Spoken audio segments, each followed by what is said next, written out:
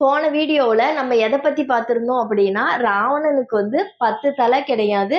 10 கலைகளில் சிறந்து விளங்கியவர்ன்னு நம்ம பார்த்திருந்தோம். ஸோ அது என்னென்னன்னு பார்க்கலாம். இப்போ வேதக்கலை. அதாவது 4 வேதங்களிலும் வந்து வல்லமை கொண்டவர். இசைக்கலை, வீணை வாசிப்பதில் மிகுந்த வல்லமை கொண்டவர்.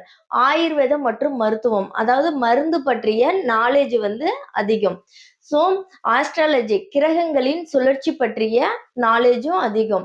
ஆயுதக்கலை மற்றும் யுத்தக்கலை, போர்த்திறன் மற்றும் தந்திரம். ஸோ தந்திர மந்திரம், அதாவது மாயம் மற்றும் அற்புத சக்தி கொண்டவர். சமய நூல்கள், எல்லா நூல்களிலும் வந்து வல்லமை கொண்டவர். ஸோ அரசியல் மற்றும் நிர்வாகம், அரசை வழிநடத்தும் திறனும் வந்து அதிகம். தத்துவம் மற்றும் ஆன்மீகம், அதாவது ஆன்மீகத்தை பற்றிய ஒரு மேலோங்கும் சிந்தனை. சிவபக்தி, சிவனின் மீதான மிகுந்த பக்தி கொண்டவர்.